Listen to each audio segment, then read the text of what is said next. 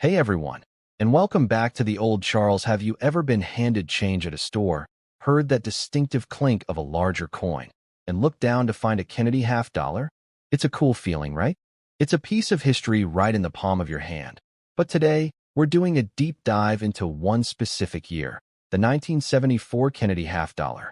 Maybe you've got one in a jar, or you inherited a bag of them from a relative. You've probably gone online, typed in 1974 Kennedy half dollar value, and gotten a crazy range of answers, from 50 cents to thousands of dollars. So, what's the deal? Is this a common coin, or a hidden treasure? The answer is, it's complicated. And that's exactly what we're going to unravel today. We're talking mintages, varieties, errors, grading, and the real, honest-to-goodness value of this iconic American coin. So, grab your coin jars, and let's get started to understand the 1974 half dollar. We have to go back a decade. The Kennedy half dollar was born out of tragedy, rushed into production in 1964 as a memorial to the assassinated President John F. Kennedy. The original 1964 coins were struck in 90% silver, a last vestige of America's silver coinage. But that changed fast. Due to a nationwide silver shortage, from 1965 to 1970, the coins were made with a clad composition, a sandwich of copper-nickel outer layers bonded to a core of pure copper. These are the coins you find in circulation today. No silver. The year 1974 sits in a unique spot. It was the last full year of production before the bicentennial coinage in 1975 to 76. It was a workhorse coin, minted in the hundreds of millions, intended for everyday commerce. But within that massive mintage, there are some fascinating stories. There weren't just one, but three different mints producing half dollars in 1974. And where your coin was made makes a huge difference to its scarcity and value. This is the most common one. The Philadelphia Mint struck a staggering 201,596,000 of these in 1974. Let that number sink in. Over 200 million. Because of this, a typical worn 1974 P half dollar is, I'm sorry to say, worth exactly 50 cents. It's a face value coin. But don't click off. We'll get to the valuable ones from this mint soon. The Denver Mint was even busier. They produced 79,066. 300 half dollars. Still an enormous number. A circulated 1974 D is also generally a face value coin. It's common, it's clunky, and it's not silver. So, if you have a worn 1974 P or 1974 D, you have a great piece of history, but not a retirement fund. Now we're talking. The San Francisco Mint in 1974 did not produce coins for general circulation. Instead, they struck coins exclusively for collectors, in beautiful proof condition. Proof coins are struck multiple times on specially polished planchets, giving them this incredible mirror-like background and frosted cameo effect on the design. They are sold directly to collectors by the U.S. Mint in special sets. The mintage for the 1974 S-proof half dollar was 2,612,568. While that's still a lot for a proof, it's a fraction of the circulation strikes. And condition is everything here. All right, let's get to the numbers. I'm going to break this down by mint mark and condition. Remember, these are retail estimates, what you might pay at a coin show or online. Selling to a dealer will be less. Now we're in rare territory. An MS-66 can bring $75, $150, and the highest graded coins, MS-67 Plus, can push into the $500 plus range. But finding one that perfect is incredibly difficult. It's almost identical to the Philadelphia coin in terms of value and scarcity across the grading spectrum. Maybe a tiny premium for the D in high grades, but we're talking $1 or $2 difference. The same rules apply. Circulated equals face value. High grade uncirculated equals real money. The Holy Grail, a PR, 70 DCM, deep. Cameo, ***, a perfect proof with stunning contrast, can be worth $200 or more. Okay, you've stuck with me through the basics. Now, this is where the real fun begins. This is what can turn your common 1974 half dollar into a four-figure coin. We're talking about errors and varieties. The most famous and valuable variety for this year is the 1974 D double die obverse. This happened when the hub that impresses the design onto the coin die was misaligned during the process, resulting in a doubling of the design elements. Look closely at the inscriptions. On a normal coin, "In God We Trust" is sharp and singular. On the DDO, you can see a distinct shadow or doubling, especially on the letters G, O, and D, and also on the date. This is not machine doubling, which is flat and shelf-like. This is true, raised, sculptural doubling. A circulated example of a 1974 DDO can be worth $50 to $150. But an uncirculated example, especially in MS 63 or higher, can easily be worth $300 to over $1,000 if you have a 1974 D.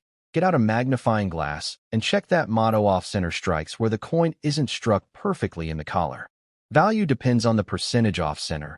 A 10% off-center might be $50, while a 50% off-center could be $200. So, your action plan is this one.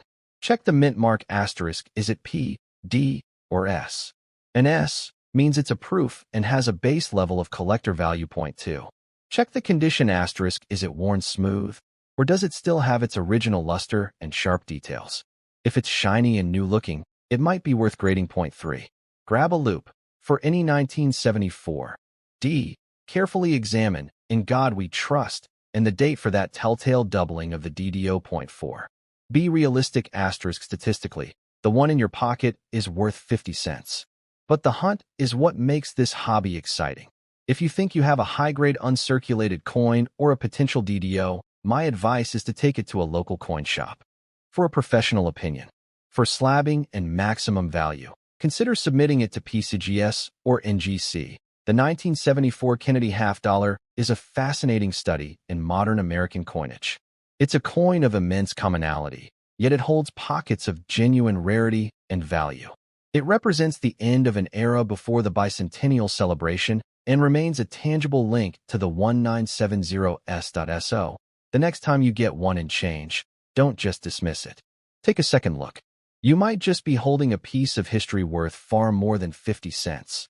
The Kennedy half dollar is more than just American currency.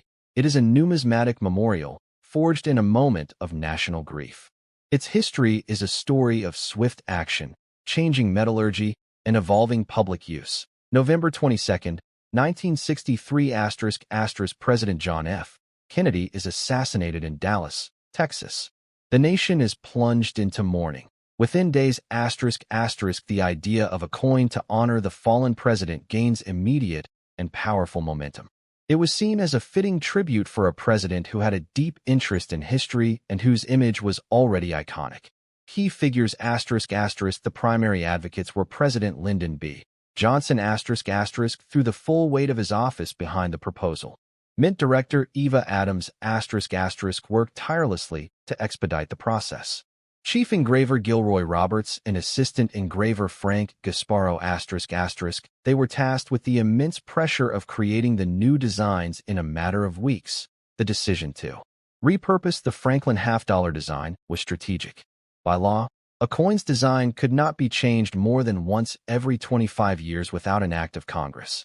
The Franklin half dollar, introduced in 1948, was not yet eligible for a routine redesign. To bypass this, Congress passed Public Law 88-256 on December 30, 1963, specifically authorizing the creation of the Kennedy half dollar. Gilroy Roberts adapted a presidential portrait he had already sculpted for a medal in the early 1960s. The portrait, facing left, is considered one of the most lifelike on any U.S. coin. The motto, "In God We Trust," appears to the right of the neck. Frank Gasparo adapted his design of the presidential seal, which he had also created for a medal. It features a heraldic eagle with a shield on its breast, clutching an olive branch and a bundle of arrows, with a ring of 50 stars representing the states.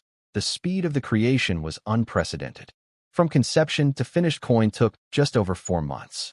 The first Kennedy half dollars were officially released to the public on March 24, 1964. The initial 1964 Kennedy half dollars were struck in the same composition as their predecessors: 90% silver, 10% copper. This gave them intrinsic value beyond their face value. By the early 1960s, the price of silver was rising to the point where the metal in silver coins was worth more than their face value. This led to widespread hoarding and melting, particularly of silver dimes, quarters, and half dollars. Coins were rapidly disappearing from circulation. The Coinage Act of 1965 was passed to eliminate silver from most circulating coinage. Dimes and quarters were changed to a copper-nickel clad composition, but the Kennedy half dollar was given a special, compromised status. 1965-1970, the half dollar's composition was changed to a 40% silver core sandwiched between outer layers of copper-nickel. These were still minted for circulation, but public hoarding continued because they still contained precious metal. The special mint sets from 1965 to 1967. The U.S. Mint did not produce proof sets for collectors due to the coinage crisis. Instead, they issued special mint sets, SMS, with a superior finish to regular circulation strikes, but not the mirror-like finish of true proofs. This brings us to the 1974 Kennedy half dollar. This coin sits at a pivotal historical moment. The last of the regular series. For a while, it was the last year of the standard design before the U.S. Mint paused its production in 1975 to create the special bicentennial reverse designs, featuring Independence Hall, for 1975 to 1976. All coins dated 1975 and 1976 carried the bicentennial design.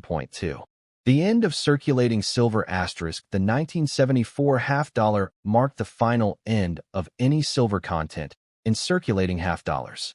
The 40% silver era was over. Starting in 1971, and definitively by 1974, the coin was made of the same copper-nickel clad composition as dimes and quarters, which it retains today. Composition asterisk 75% copper, 25% nickel, over a pure copper core. 3. Mass production for a failing purpose asterisk. The half dollar was struggling to find a place in commerce. Vending machines and public transit systems were built around quarters and smaller coins. The half dollar was large, clunky, and not widely used. Despite this, the mint produced them in enormous numbers. 1974, p. Philadelphia asterisk 201,596,000. 1974, d. Denver asterisk 79,066,300. This massive mintage is the primary reason why circulated 1974 P and 1974 D coins are so common and hold no premium. 4. The collector's path. The 1974 S. As with all modern coins, the San Francisco Mint S. struck coins exclusively for collectors. The 1974 S were proof coins, sold in proof sets. They were not released into circulation and represent the highest quality versions of the coin available for that year. The special bicentennial design temporarily replaced the heraldic eagle. In 1977, the Gasparro eagle design returned and remains on the reverse today, though mintages for circulation have plummeted. Since 2002, Kennedy halves have been minted primarily for annual coin sets and not for general circulation, though they remain legal tender. The U.S. Mint also began issuing 90% silver and 99.9% gold-proof versions for collectors. For a coin like the 1974 Kennedy half dollar, condition is everything. A worn coin is worth face value. A perfect coin can be worth hundreds of dollars. Grading is the process of determining a coin's physical state on a standardized scale. The most common grading scale is the Sheldon scale, which runs from 1 to 70. Here's what those numbers mean for your 1974 Kennedy half dollar, broken down into practical categories. These coins have lost some of their original metal detail due to contact with other coins, hands, and surfaces, heavily worn. The rim is mostly smooth. You can make out the basic outline of Kennedy's hair and the eagle, but fine details are completely gone. Date may be weak, heavily worn, but all major design elements are clear. The rim is full but worn down, moderately heavy wear. The 3 strands of hair above Kennedy's ear are now worn smooth, but the overall hair detail is bolder than in good condition. Moderate to even wear. The hair details are worn but sharp in some areas. The lines in Kennedy's hair are visible but flat. The eagle's breast feathers are worn smooth, light, wear on the highest points. All hair details are clear but lack sharpness. The shoulder and cheek show slight smoothing. The eagle's leg and claw feathers are worn but distinct, very light where confined only to the absolute highest points, the very top of Kennedy's hair, the cheekbone, and the eagle's head and breast. The coin still has much of its original luster in protected areas and appears almost new to the untrained eye. For all practical purposes, any coin in these circulated grades, AG 3 through EF 40, is worth 50 cents. The massive mintage makes them exceedingly common. The only circulated exception is the 1974 D double die obverse, which carries a significant premium even in worn grades. These coins have nowhere from circulation. Their surfaces retain their original mint luster, the frosty, cartwheel shine that came from the minting process. Differences in grade are determined by the number and severity of bag marks, small nicks and scratches from contact with other coins in mint bags, and the quality of the strike, aware, but very dull. May have heavy bag marks, stains, or other noticeable imperfections. A very baggy, coined out a nice, average uncirculated coin has a moderate number of contact marks that are easily visible to the naked eye. The luster may be above average, but is often muted by the marks. This is the key grade for value. An attractive, eye-appealing coin. It has only minor, inconspicuous contact marks. The luster is full and vibrant. The coin's eye appeal is strong. This is where the 1974 P and 1974 DC a significant jump from a few dollars to the $15–$25 range that a phenomenal coin with nearly flawless surfaces. Any marks are very minor and require careful inspection to find. The luster is exceptional and blazing. Coins in this condition are very rare for a business strike 1974 half-dollar due to the rough handling at the mint. Values can reach $100 to $500 plus. Proof coins are made specially for collectors with polished dies and planchets, resulting in a mirror-like background, field, and frosted design, cameo. Grading focuses on the perfection of the surfaces. The mirror fields show light hairlines, from cleaning or handling, visible under a light. May have a few tiny, scattered carbon spots. Still a very attractive proof coin. Value: $5 to $15. Very clean surfaces with only very faint hairlines detectable under 5x magnification. The mirror is sharp, and the contrast with the frosted design, cameo, is strong. Value: $15 to $35. Virtually flawless. Any imperfections are extremely minor and difficult to find even under magnification. A stunning coin. Value: $50. $100**70 is a theoretically perfect coin as it left the die.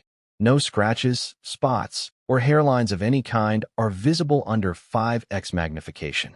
A PR 70 DCM deep cameo is the pinnacle and can be worth $200 or more. Point 1. Use good lighting. A strong, direct light source, like a desk lamp, is essential. Point 2. Get a magnifier. A simple 5x, 10x jeweler's loupe is inexpensive and perfect for the job. Point 3. Focus on the high points. Check for where tilt the coin under the light. Look at the highest points, the very top of Kennedy's hair above his forehead and the center of his cheekbone. If these spots are shiny and smooth compared to the textured fields around them, the coin is circulated. If they have the same grainy, frosty texture as the rest of the coin, it is likely uncirculated. Check the eagle's head and breast feathers. These are the highest points on the reverse. Point 4. Examine the luster. Tilt the coin slowly. An uncirculated coin will show a cartwheel effect, a radiating, swirling luster that moves across the surface. A circulated coin will look flat and dull. Point 5. Look for marks. Once you've determined it's uncirculated, look for nicks and scratches, especially on the wide, flat fields of the coin, Kennedy's cheek and neck. The fewer and less noticeable the marks, the higher the grade.